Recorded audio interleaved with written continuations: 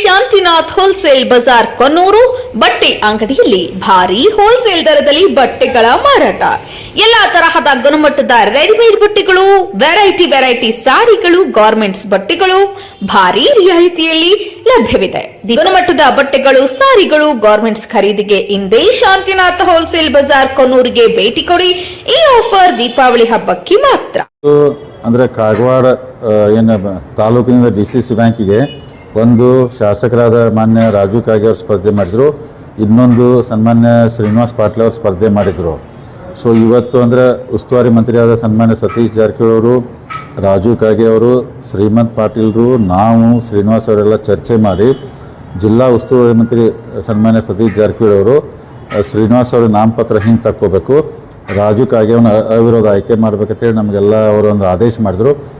ಅದಕ್ಕೆ ಬ್ಯಾಂಕಿಗೆ ಬಂದು ಶ್ರೀನಿವಾಸ್ ಅವ್ರನ್ನು ಕಾಗವಾಡದಿಂದ ಹಿಂದೆ ಸರಿದು ರಾಜು ಕಾಗೆ ಅವ್ರನ್ನ ಅವಿರೋಧ ಆಯ್ಕೆ ಮಾಡೋಕ್ಕೆಲ್ಲ ಸಹಕಾರ ಕೊಟ್ಟಿದ್ದೀವಿ.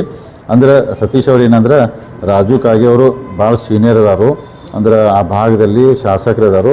ಶ್ರೀನಿವಾಸ್ ಅವ್ರಿಗೆ ಮುಂದೆ ಅವಕಾಶ ಐತಿ, ನಾವು ಮಾಡೋಣ. ಆದರೆ ಅವ್ರನ್ನಂದ್ರೆ ಅವ್ರ ಹಿರಿಯತನ, ಸೊ ಮತ್ತು ಸ್ವಲ್ಪ ಅವ್ರ ಹೆಲ್ತ್ ಇಶ್ಯೂ ಎಲ್ಲ ಇರೋದ್ರಿಂದ ಅವ್ರಿಗೆ ಭಾಳ ಇಲೆಕ್ಷನ್ ವರ್ಷಾಡಿ ತ್ರಾಸು ಕೊಡಕ್ಕೆ ಹೋಗ್ಬೇಡ್ರಿ, ಅವ್ರಿಗೆ ಸಹಕಾರ ಕೊಡೋಣ ಅಂದ್ರೆ ಮಾನ್ಯ ಉಸ್ತುವಾರಿ ಸಚಿವರ ಅಂದ್ರೆ ಆದೇಶ ಮೇರೆಗೆ ರಾಜು ಕಾಗೆ ಅವ್ನ ಅವಿರೋಧ ಆಯ್ಕೆ ಮಾಡಿದ್ದೀವಿ.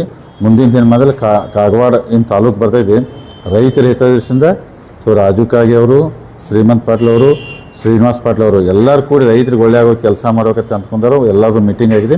ಅದಕ್ಕೆ ಇದನ್ನೆಲ್ಲ ಸರಿ ಈಗಾಗಲೇ ನಮ್ಮ ಅಂದರೆ ಗುಂಪಿನ ಅಂದ್ರೆ ಇವತ್ತು ಚಂದ್ರರಾಜ್ ಹಟ್ಟಿಹೊಳಿ ಅವ್ರದ್ದು ಅವಿರೋಧ ಆಯ್ಕೆ ಆಯಿತು. ನಮ್ಮ ಕಡೆ ಗುಂಪಿನ 7 ಅವಿರೋಧ ಆಯ್ಕೆ ಆದ್ವಿ. ಒಂದು ಗಣೇಶ್ ಹುಕ್ಕೇರಿ ಆಗಿದ್ದರು, ಮತ್ತು ರಾಜು ಕಾಗೆ ಅವರಂದ್ರೆ ಉಸ್ತುವಾರಿ ಸಚಿವರು ಆದೇಶ ಮೇಲೆ ಅವರೇ ಅವಿರೋಧ ಆದರು. ಇನ್ನು ಮೋಸ್ಟ್ಲಿ ಒಂದು 7 ಚುನಾವಣೆ ನಡೀತಾವೆ. ಅವನು ಚುನಾವಣೆ ಸಮಾಧಾನ ಮಾಡಿಬಿಟ್ಟು ಒಟ್ಟು ನಾ ಏನೆಲ್ಲ ಬ್ಯಾಂಕ್ ಎಲ್ಲರೂ ರೈತರ ಆಶೀರ್ವಾದದಿಂದ, ಜನರ ಆಶೀರ್ವಾದದಿಂದ ಮುಂದಿನ 5 ವರ್ಷಕ್ಕೆ ಅಗದಿ ಚೊಕ್ಕ ಅಂದರೆ ಕ್ಲೀನ್ ಆಡಳಿತ ಕೊಡುವಂಥ ಪ್ರಾಮಾಣಿಕ ಪ್ರಯತ್ನ ಮಾಡ್ತು.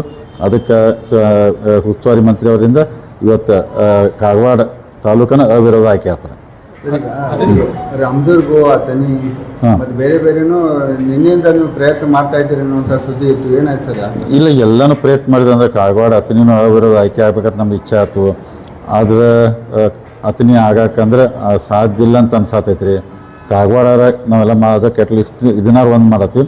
ರಾಮದುರ್ಗನೂ ಬಹುಶಃ 3 ಜನ ಉಳಿಬೋದು ಕನ್ನಡದಲ್ಲಿ ಅಂತ ಐತ್ರಿ. ಬೈಲೊಂಗ್ಲಿ 2 ಉಳಿಬೋದು, ಕಿತ್ತೂರು 2 ಉಳಿಬೋದು, ರಾಯಬಾಗನೂ 2 ಉಳಿಬೋದು, ನಿಪ್ಪಾಣಿನೂ 2 ಉಳಿಬೋದು. ಅಥಣಿ ಹಿಂಗೆ ಐತಿ.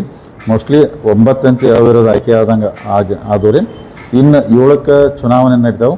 ಅವು ಚುನಾವಣೆ ಎಲ್ಲರೂ, ಯಾಕಂದರೆ ಎಲ್ಲ ನಮ್ಮವ್ರ ಇರ್ತಾರೋ ಸಮಾಧಾನದಲ್ಲಿ ಶಾಂತಿ ಎಲೆಕ್ಷನ್ ಮಾಡೋಣ. ಮತದಾರ ಯಾರಿಗೆ ಆಶೀರ್ವಾದ ಮಾಡ್ತಾರಲ್ಲ ಅದಕ್ಕೇನಿಲ್ಲ, ಮುಂದಿನ 5 ವರ್ಷ ಬ್ಯಾಂಕ್ನತಿ ಭಾಳ ಉನ್ನತ ಮಟ್ಟಕ್ಕೆ ಬೆಳೆಸುವಂಥ ಎಲ್ಲರೂ ಕೂಡಿ ಜಿಲ್ಲಾದ ಎಲ್ಲ ಲೀಡರ್ಗಳು ಪ್ರಾಮಾಣಿಕ ಪ್ರಯತ್ನ ಮಾಡ್ತೀವಿ. ಅದಕ್ಕೆ ಇವತ್ತು ಅಂದರೆ ಸನ್ಮಾನ್ಯ ಸತೀಶ್ ಜಾರಕಿಹೊಳಿ ಉಸ್ತುವಾರಿ ಮಂತ್ರಿಯವರ ಆದೇಶದ ಮೇರೆಗೆ ಕಾಗವಾಡ ತಾಲೂಕನ್ನು ರಾಜು ಕಾಗೆ ಅವಿರೋಧ ಆಯ್ಕೆ ಮಾಡ್ತಾಯಿದ್ವಿ. ಇಷ್ಟು ಹೇಳಕ್ಕೆ ಬಯಸ್ತೇನೆ. ಬೆಳಗಾವಿ ಮೂಡಲಗಿಂದ ಕೂಡ ಒಬ್ಬೊಬ್ಬರು ಅಭ್ಯರ್ಥಿ ಅವ್ರ ವಿರುದ್ಧ ಒಬ್ಬೊಬ್ಬರು ನಾಮಪತ್ರ ಸಲ್ಲಿಸಿದ್ರು, ಅವರು ಎಲ್ಲರೂ ವಿಡ್ರಾ ಮಾಡ್ಕೊಂಡ್ರಿ. ಈಗ ಎಲ್ಲರೂ ವಿಡ್ರಾ ಮಾಡ್ಕೊಂಡ್ರಿ. ಈಗ ನಮ್ದು ಅದ ಗುಂಪಿನ ಅನ್ನೋದು 7 ಕಟ್ಟು ಕ್ಲಿಯರ್ ನಮ್ಮವ್ರು ಅವಿರೋಧ ಆಯ್ಕೆ ಆದ್ರಿ. ಗಣೇಶ್ ಹುಕ್ಕೇರಿ ಅವರು ಕಾಮನ್ ಕ್ಯಾಂಡಿಡೇಟ್ದಾಗ ಅವರು ಅವಿರೋಧ ಆಯ್ಕೆ ಆದರು. ರಾಜು ಕಾಗೆ ಅವರು ಉಸ್ತುವಾರಿ ಮಂತ್ರಿಯವರ ಆದೇಶ ಮೇರೆಗೆ ಮಾಡಿದ್ರು. ಅಂದ್ರೆ ಅವ್ರು ಉಸ್ತುವಾರಿ ಕ್ಯಾಂಡಿಡೇಟ್ ಅಂತೂ ನಮ್ದು 7 ಲೆಕ್ಕ ಹಿಡಿದ್ರು. ಈಗ ಎಲ್ಲರೂ ನಮ್ಮ ಬಂದಾಗ ಬರ್ತಾರೆ. ಆಮೇಲೆ ಇಲೆಕ್ಷನ್ ಆದ ಕೂಲರ್ ಈಗ ಎಲ್ಲರೂ ಈಗ ಇಲೆಕ್ಷನ್ ಇರ್ತೈತಿ. ನಾಳೆ ಎಲ್ಲ ಬನ ಕೂಡಿಕೇಶ್ ಎಲ್ಲರೂ ಕೂಡಿ ಚಂದಂಗೆ ಬ್ಯಾಂಕ್ ನಡ್ಸೋಣ್ರಿ. ಜಗಳ ಎಲ್ಲಿ ತಗಾರಿ ಇಲೆಕ್ಷನ್ ಆಗೋತಕ. ಇಲೆಕ್ಷನ್ ಮುಗಿದು ಜಗಳ ಬಿಡೋದು, ಡೆವಲಪ್ಮೆಂಟು, ಬ್ಯಾಂಕಿನ ಹಿತ ಒಳ್ಳೆ ಕೆಲಸ ಮಾಡ್ಕೊತ ಹೋಗ್ತಾರೆ. ಬಹುಶಃ ಚುನಾವಣೆ ಆಗ್ತಾವ್ರಿ. ಇಷ್ಟೆಲ್ಲ ಆಗಿದಾವೆ. ಒಟ್ಟು ಎಲ್ಲನೂ ಸಮಾಧಾನ ಮಾಡೋಕ್ಕೆ ಪ್ರಯತ್ನ ಮಾಡ್ತೀವಿ ಚುನಾವಣೆ. ಧನ್ಯವಾದ.